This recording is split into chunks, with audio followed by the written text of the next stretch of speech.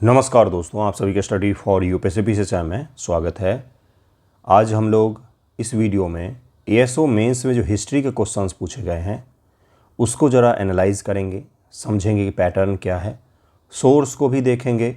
Source से भी ज़्यादा ज़रूरी होता है कि किस तरह से अब पढ़ा जाए ताकि हिस्ट्री के सवालों को आसानी से हल कर सकें 72 बीपीएससी में और एईडीओ एग्ज़ाम में। एईडीओ एग्ज़ाम में क्या है कि समय कम है, इसलिए एईडीओ के जो रिवीजन कर रहे हैं उनके लिए एक छोटा सा मैं सलाह ज़रूर दूंगा जो आपको इस वीडियो में देखने को मिलेगा। एएसओ मेंस जो हुआ है वो मेंस स्तर के सवाल हैं, सवाल काफ़ी अच्छे हैं हिस्ट्री के, लेकिन आपको हकीकत बताऊं 12 मॉडर्न के केवल सवाल आए हैं। कितने सवाल आए हैं? 12 केवल मॉडर्न हिस्ट्री का ही आया है। एएसओ में मेंस में जो पूछा गया है वो एंशिएंट और मिडिवल से सवाल नहीं आए हैं, केवल और केवल मॉडर्न से सवाल पूछे गए हैं। मॉडर्न हिस्ट्री से कितने सवाल? टोटल 12 सवाल हैं। इस 12 में से 3 सवाल ऐसे हैं, 3 सवाल मात्र ऐसे हैं जिसके बारे में लोग कम पढ़ते हैं, कम जानते हैं और उसके बारे में थोड़ा सा कम नॉलेज होता है। बाकी जो 9 सवाल हैं, 8 से 9 सवाल ऐसे हैं जो आप हर टॉपिक को पढ़ते हैं, टच करते हैं। जितने भी 9 सवाल आए हुए हैं वो सारे उन्हीं टॉपिक से हैं जिन्हें आप रेगुलर पढ़ते हैं, जिन्हें आप रेगुलर टच करते हैं, देखते हैं, रिवाइज भी करते हैं। और अगर ढंग से उसको पढ़ करके जाएंगे तो ये सब सवाल आपको वाकई बहुत ही आसान लगेगा। इसलिए वीडियो अंत तक देखिएगा। अंत में आपको सोर्स भी 3 ही सोर्स हैं जिससे सारे सवाल आते हैं, वो भी आपको क्लियर कर दूंगा ताकि आपके एग्जामिनेशन में सवाल गलत ना हो। पहला सवाल देखिए क्या है। ये जो 3-4 सवाल मैंने बताए उसमें से पहला सवाल यही है। 19वीं सदी की शुरुआत में ब्रिटिश भारतीय प्रशासन में मौलिक बदलाव लाने वाली विचारधारा कौन सी मानी जाती है? तो इसको उपयोगितावाद कहते हैं। उपयोगितावाद कहते हैं। ये आपको एनसीईआरटी में नहीं मिलेगा डायरेक्टली, या फिर ये आपको स्पेक्ट्रम में डायरेक्टली एक जगह पर केवल चर्चा उपयोगितावाद का, उसके अलावा आपको कहीं पर भी यह डायरेक्टली नहीं दिखता है क्योंकि हिस्ट्री में थ्योरी है। क्लास 8 के एनसीईआरटी में थोड़ा सा आपको हिस्सा दिखेगा, लेकिन कहीं पर भी डिटेल में इसको समझाया नहीं गया है। जिस भाषा में यहाँ पर सवाल पूछा गया है कि एडमिनिस्ट्रेशन में, ब्रिटिश एडमिनिस्ट्रेशन में इस प्रकार के रिफॉर्म किए गए कि उसका इकोनॉमिक इम्पैक्ट भी बहुत गहरा पड़ा। इस प्रकार से यह कॉन्सेप्ट है उपयोगितावाद। यह यूपीएससी मेंस एग्जामिनेशन के लिए पढ़ा जाता है। तो ये एक कठिन सवाल था। कोई भी एग्ज़ाम हो, सिविल सर्विसेज का कोई भी एग्ज़ामिनेशन हो, पहले ही स्पष्ट कर लीजिए। एईडीओ का भी एग्ज़ामिनेशन होगा, उसमें भी 1 से 2 सवाल ऐसे होते हैं जिसे आपको नहीं टच करना चाहिए अगर आपको नहीं पता है तो, और वो आपको सरप्राइज़ करेंगे। आपको लगेगा कहाँ से पूछ लिया। ऐसे होते ही हैं। 71 में भी थे, 72 में भी होंगे, और कोई ज़रूरी नहीं कि आप उसके पीछे पूरा साल भागते रहें कि ये कहाँ से पूछा गया। आप नेक्स्ट सवाल पर आइए, देखिए क्या पूछा गया है। बिहार प्रांतीय सम्मेलन में गांधी जी का असहयोग आंदोलन का समर्थन करते एक प्रस्ताव पारित किया गया था। बेहद आसान सवाल में आएगा, लेकिन एक चीज़ इसको कठिन बनाता है। हम सब पढ़ते हैं, 1920 पढ़ते हैं, 1920 पढ़ते हैं, अगस्त 1920 भी पढ़ लेते हैं, लेकिन हम तारीखों को नहीं पढ़ते हैं बंधुओं। इसलिए जो एग्जैक्ट डेट पूछा हुआ है ना, 2 अगस्त 1920, 28 अगस्त 1920, उसमें आपको थोड़ी सी दिक्कत आ सकती है। हालांकि इम्तियाज़ अहमद की जो बुक आती है, इम्तियाज़ अहमद की और दृष्टि आईएएस जो बिहार समग्र है, उन दोनों में इसकी चर्चा मिल जाएगा आपको। बिहार स्पेशल हर किताब में इसकी चर्चा रहती है। ये भी बिहार स्पेशल का आसान सवाल में आएगा, लेकिन इसको भी कठिन एक ही चीज़ ने बनाया है, वो एग्जैक्ट जो डेट पूछा गया है ना, एग्जैक्ट जो डेट पूछा गया है वो आपको थोड़ा सा कठिन प्रतीत हो सकता है। नहीं तो यह सवाल बहुत सारे बच्चे पढ़ते हैं, पूछा भी गया है प्रीवियस ईयर में। कोई इसमें कठिन सवाल यह बिहार स्पेशल में नहीं आता है। नेक्स्ट सवाल देखिए बंधुओं क्या है। नेक्स्ट सवाल जो पूछा गया, सबके सोर्स भी अभी मैं दिखाऊंगा। पहले सवालों को देखिए क्या सवाल पूछे गए हैं। अभी तक हमें क्या दिखा? वन लाइनर दिखा, लेकिन वन लाइनर में यह टफ वन लाइनर था। ये दोनों आसान वन लाइनर थे, लेकिन कन्फ्यूजिंग थे क्योंकि क्या हुआ कि इसमें आपको एग्जैक्ट डेट पूछा गया है। तो इस प्रकार के सवाल एग्जामिनेशन में गलत होने के चांसेज रहते हैं, अच्छे खासे चांसेज होते हैं इसके। नेक्स्ट सवाल देखिए क्या पूछा गया है। अलग अलग पार्टियों के नाम हैं, अलग अलग पार्टियों के नाम और उनके संस्थापक। ये कहाँ पर मिलेगा आपको? स्पेक्ट्रम मिल जाएगा, एनसीईआरटी में भी मिल जाएगा। कोई भी आप हिस्ट्री किताब उठाएंगे उसमें आपको मिलेगा ही मिलेगा। कांग्रेस से पूर्व की राजनीतिक संस्थाएं करके चैप्टर होता है और वहाँ पर आप आसानी से मैच कर सकते हैं। लेकिन देखिए, मैं आपको एक चीज़ समझाता हूँ, थोड़ा सा बच्चों के साइकोलॉजी से किस प्रकार से खेलती है बीपीएससी या कोई भी आयोग। ये सवाल आपको देखने में आसान लग रहा है ना, लेकिन एग्जैक्ट डेट के कारण से आप इसे गलत कर सकते हैं। बिहार प्रांतीय सम्मेलन वाले सवाल एग्जैक्ट डेट के कारण से आप गलत कर सकते हैं। ये मिलान करने वाला सवाल आपको बड़ा दिख रहा है, लेकिन इसमें दादा भाई नौरोजी, शिशिर कुमार घोष जैसे लोगों का नाम देख करके आप इसे सही करेंगे आसानी से, इसके चांसेस ज़्यादा होते हैं। अर्थात सवाल छोटा दिख रहा है तो वो सही हो जाएगा आसानी से, और सवाल बड़ा दिख रहा है इसलिए वो कठिन होगा। ये भ्रांति बहुत ही गलत है। बड़े सवाल में, मैच करने वाले सवालों में, बड़े बड़े स्टेटमेंट वाले सवालों में छोटा सा एलिमिनेशन लगाएंगे और आपका आंसर निकल करके आ जाएगा। लेकिन इस प्रकार के डेट वाले सवालों में एग्जामिनेशन में बहुत प्रेशर होता है। आप आज रूम पर बैठ के देख रहे हैं, एग्जामिनेशन में प्रेशर में आप 2 अगस्त और 28 अगस्त में कन्फ्यूज हो सकते हैं। ठीक है बंधुओं, इसलिए मैं कह रहा हूँ कि ज़रूरी नहीं कि छोटा सवाल हो उस पर रिस्क लिया जाए, तुक्का मारने की जब बात आती है, और बड़ा सवाल हो तो उसको छोड़ करके आगे बढ़ा जाए। वहाँ पर बिल्कुल कंसंट्रेट होकर के फैसला लीजिएगा। आप इसे आसानी से हल कर सकते हैं, आप इसे आसानी से हल कर सकते हैं। निम्नलिखित घटनाओं पर विचार करें और कालक्रम के अनुसार से उसे व्यवस्थित कीजिए। फिर से देखिए, वही सवाल है, घटनाओं पर विचार करके आपको कहा गया कि सीक्वेंस में लगाइए। अगर आपको कहानी पता हो तो आप आसानी से कर सकते हैं। भाई कैबिनेट मिशन आया, उसे पाकिस्तान की मांग को अच्छे से नहीं समझाया गया, तो फिर सीधी कार्रवाई दिवस की घोषणा कर देता है। वेवेल योजना कब आया था, एटली ने तो सबसे बाद में घोषणा की। तो इस प्रकार से आप इसे मैच कर सकते कहानियों के बदौलत।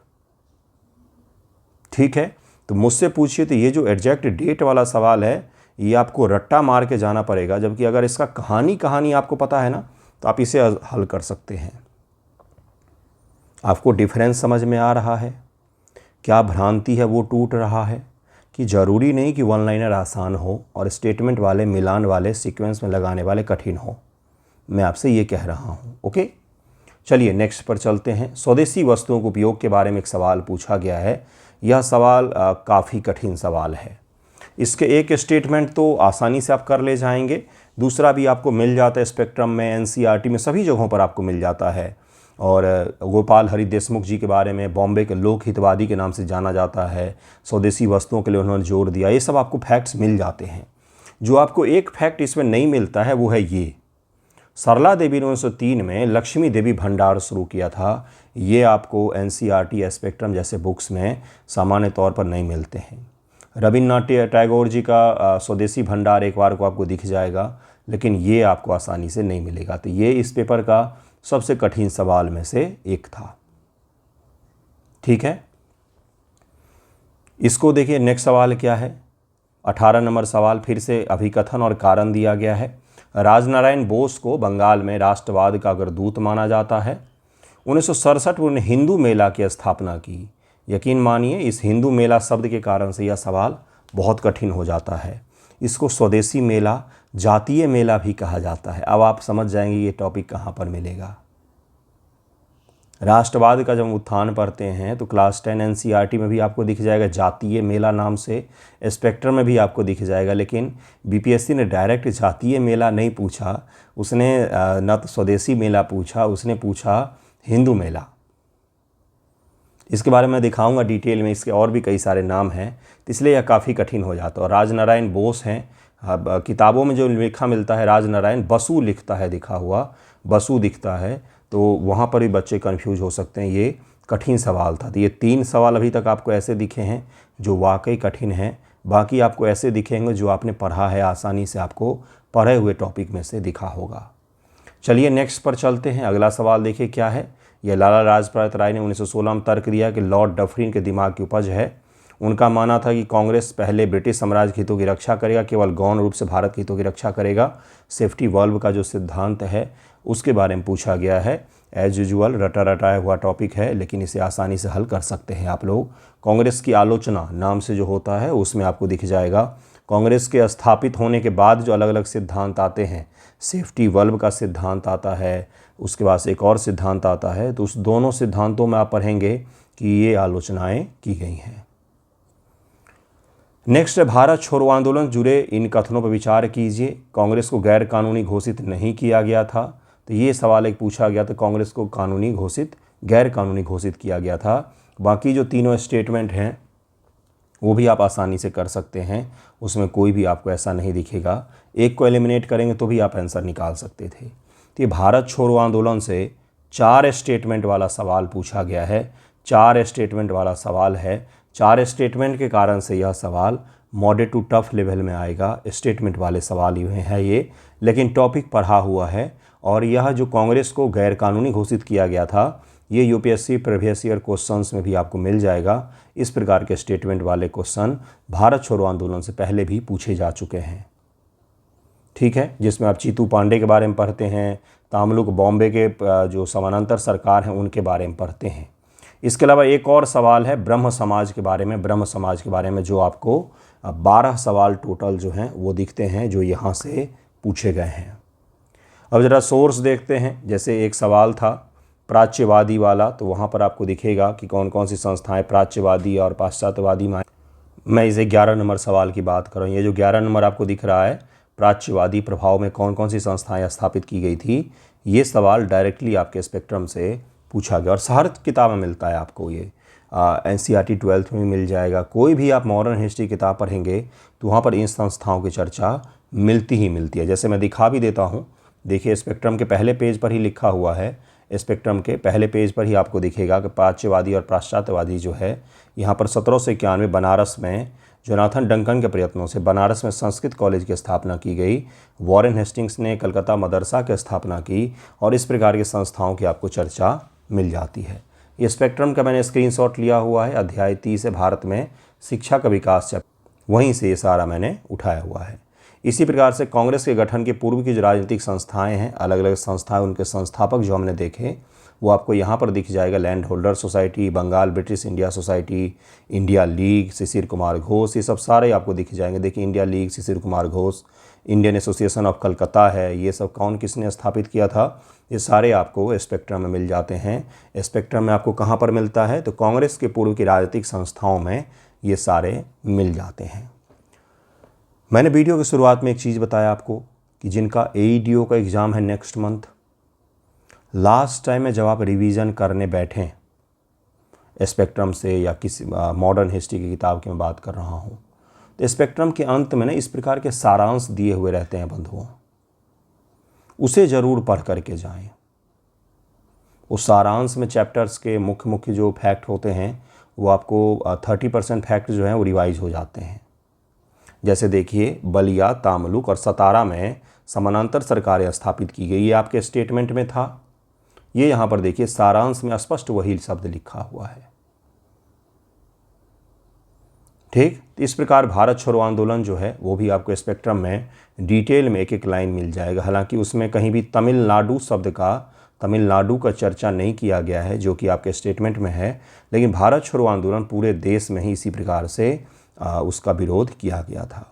इसके बाद से आप आएंगे तो जो एक सवाल था जहाँ पर सीक्वेंस में लगाना था, वेबल योजना और कैबिनेट मिशन और एटली की घोषणा, वो आपको भारत, पाकिस्तान और देश के विभाजन नाम से जो चैप्टर है स्पेक्ट्रम में, वहाँ पर आपको डिटेल में सारे के सारे मिल जाते हैं।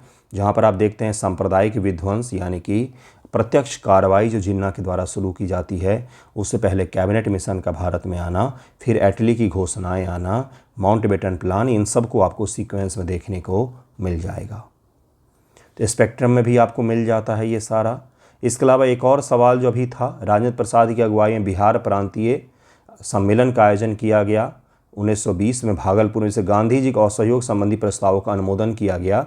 बिहार स्पेशल की किताब है, ये आपको किस किताब में मिलने जाता है, तो यह दृष्टि IAS की बिहार समग्र किताब में, या कोई भी इम्तियाज़ अहमद की किताब लेंगे, कई सारे लोग और कोई किताब पढ़ते हैं बिहार स्पेशल का, तो हर बिहार स्पेशल में इसकी चर्चा आपको मिल जाएगी।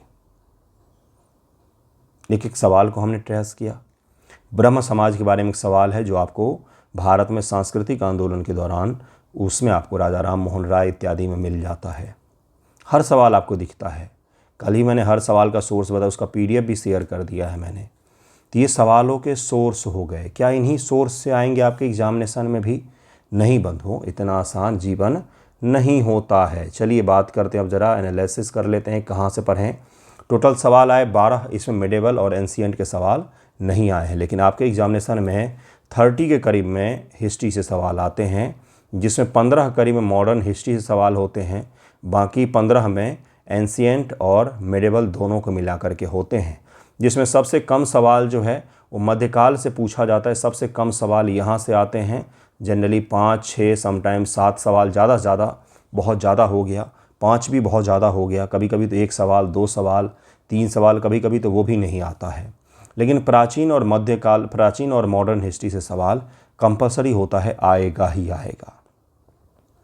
कहाँ से पढ़ें? मॉडर्न हिस्ट्री के लिए अगर आपको NCERT पढ़ने की इच्छा हो तो आप 9, 10th, 11th, 12th जो है उसमें से जो भी NCERT मॉडर्न का आपको मिलता है नए वाले में, उसे आप पढ़ सकते हैं। ओल्ड में तो क्लास 12th की NCERT बिपिन चंद्रा का वो इनफ है। अगर NCERT पढ़ने की इच्छा हो तो मैं कह रहा हूँ, और अगर नई इच्छा हो, आपने पढ़ा है पहले, आपने क्लास कर लिया मॉडर्न हिस्ट्री का, तो स्पेक्ट्रम के अलावा कोई भी किताब मत पढ़िए, आपका पूरा का पूरा मॉडर्न हिस्ट्री तैयार हो जाएगा। स्पेक्ट्रम सबसे बेस्ट बुक है मॉडर्न हिस्ट्री की। UPSC, PT में सब में काम आता है। BPSC, UPPSC हर एग्ज़ाम के लिए एक ही किताब कैपेबल है, स्पेक्ट्रम। लेटेस्ट वाला लीजिएगा, हमेशा कोशिश कीजिएगा कि जो लेटेस्ट वाला स्पेक्ट्रम आता है, जैसे मेरे पास जो है वो सबसे लेटेस्ट एडिशन में से एक है, लेकिन ये तो 2024 का एडिशन है। इसके बाद वाला अगर आ गया हो तो आप ले सकते हैं, लेकिन अगर आपके पास में 2022, 23, 24 कोई भी एडिशन है, 20 के बाद का कोई भी एडिशन है, तो आप पढ़ सकते हैं, कोई किताब बदलने की फिर आवश्यकता नहीं है। ओके, तो मॉडर्न हिस्ट्री के लिए स्पेक्ट्रम हो गया, मोर देन एनफ है। मध्यकाल के लिए क्या पढ़ें अगर आपको वाकई पढ़ना हो, क्योंकि मध्यकाल से जो सवाल पूछे जाते कठिन स्तर के होते हैं। तो NCERT में जितने भी मध्यकाल के प्रशासन और कल्चर दिए गए हैं, सांस्कृतिक, आर्थिक, सामाजिक स्थिति एंड प्रशासन, दिल्ली सल्तनत, सामाजिक, आर्थिक, राजनीतिक स्थिति और प्रशासन, मुगल, सामाजिक, आर्थिक, राजनीतिक स्थिति और प्रशासन, ये चैप्टर अलग होता है। ओल्ड NCERT 11th की मैं बात कर रहा हूँ, आप उसे अच्छे से पढ़ लें, उसी में से सारे के सारे सवाल उसी में से आएंगे। सामाजिक, आर्थिक, राजनीतिक स्थिति एंड एडमिनिस्ट्रेशन। ठीक है बंधुओं, एंशिएंट हिस्ट्री से अच्छे लेवल के सवाल आते हैं, इसलिए रामशरण शर्मा की किताब जो 11th की आती है आप उसे पढ़ सकते हैं। और अगर आपने पढ़ लिया है तो केवल क्वेश्चंस का प्रैक्टिस कीजिए, घटना चक्र से कीजिए। UPSC PYQ मस्ट होता है हिस्ट्री के लिए। और उसके अलावा मैं भी प्रैक्टिस करवाता हूं जो डेली चल रहा है, अचीवर ग्रुप, जिसमें अभी पॉलिटी हमने किया है, पॉलिटी रिवीजन चल रहा है, ज्योग्राफी करेंगे, फिर हम लोग हिस्ट्री भी करेंगे। तो प्रैक्टिस के लिए भी मैंने आपको बता दिया है कहाँ कहाँ से प्रैक्टिस कर सकते हैं आप। बुक्स मैंने बता दिए हैं, सवाल का सोर्स दिखा दिया है कि एक सवाल का कहाँ से क्या पूछा गया है। हर सवाल का मैंने आपको दिखाया है। जो एक स्वदेशी वाला सवाल है वो आपको NCERT में स्पष्ट नहीं मिलता है, लेकिन स्पेक्ट्रम में मिल जाता है। जातीय जो मेला है उस नाम से आपको हिंदू मेला का भी मिल जाता है। जैसे एक सवाल था ना जातीय मेला वाला, हिंदू मेला 1867, उसके अलग अलग नाम हैं। उसके नाम क्या क्या हैं तो नाम दिखा देता हूँ मैं। हिंदू मेला एक सामाजिक सांस्कृतिक संस्था थी जिसका स्थापना 1867 में गणेंद्र नाथ ठाकुर ने द्विजेंद्र नाथ ठाकुर, राजनारायण बसु, वहाँ पर बोस लिखा हुआ था ना, नवगोपाल मित्र के साथ मिलकर के की थी। इसे चैत्र मेला भी कहते थे क्योंकि इसकी स्थापना चैत्र संक्रांति, बंगाली वर्ष का अंतिम दिवस के दिन हुआ था। इसे जातीय मेला और स्वदेशी मेला भी कहा जाता है। और जातीय मेला तो प्रीवियस ईयर में पूछा जा चुका है। इसी प्रकार से एक और सवाल है बंधुओं, मैच करने वाला जो सवाल है स्वदेशी वाला, वो भी पहले पूछा जा चुका है। इस प्रकार से मैच करने में सखाराम गणेश देवस्कर, ये तो 65वीं BPSC का सवाल है। रविन्द्रनाथ टैगोर, इन्होंने लक्ष्मी भंडार, रविन्द्रनाथ टैगोर ने स्वदेशी भंडार और सरला देवी ने लक्ष्मी भंडार। तो इस प्रकार से मैचिंग वाले सवाल में आपको इसकी चर्चा दिख जाती इन दोनों की जो आपसे पूछे गए हैं। इसलिए प्रीवियस ईयर बहुत इम्पोर्टेंट होता है और आपको उसे करना ही चाहिए, साथ में नए सवाल जो मैं प्रैक्टिस करवा रहा हूँ। तो अगर आपको अचीवर ग्रुप में जुड़ना हो तो भी आप बता सकते हैं। हिस्ट्री के बुक भी मैंने स्पष्ट कर दिए हैं, प्रैक्टिस कहाँ से करना ये भी स्पष्ट कर दिया है। प्रैक्टिस घटना चक्र, यूपीएससी PYQ, और मैं भी प्रैक्टिस करवा रहा हूँ अचीवर ग्रुप में, आप उससे भी कर सकते हैं। ठीक, टेस्ट सीरीज़ वगैरह तो बाद में, टेस्ट सीरीज़ प्रैक्टिस के लिए नहीं होता है, वो अपना आकलन करने के लिए होता है। भ्रांतियाँ अपने मन से निकाल करके पढ़िए। बाकी बुक मैंने बताया, modern history spectrum, ancient 11th, old NCERT Ramsharan Sharma, और मिडिवल हिस्ट्री NCERT अगर आपको पढ़ना है, कई सारे SK पांडे पढ़ सकते हैं, लेकिन अगर NCERT पढ़ना है तो मुग़ल प्रशासन, सामाजिक आर्थिक राजनीतिक स्थिति और दिल्ली सल्तनत प्रशासन, सामाजिक आर्थिक राजनीतिक स्थिति, ये 2 चैप्टर होते हैं। इसे खूब अच्छे से पढ़ लीजिए, आपको सारे सवाल उसी में से मिल जाएंगे। ठीक है बंधुओं, धन्यवाद आप सभी का वीडियो देखने के लिए। जिन्हें जुड़ना हो मैसेज करें, कोई दिक्कत हो तो भी आप मुझे बता सकते कमेंट में, मैं अगले वीडियो में उस पर कुछ चर्चा कर दूंगा। Thank you.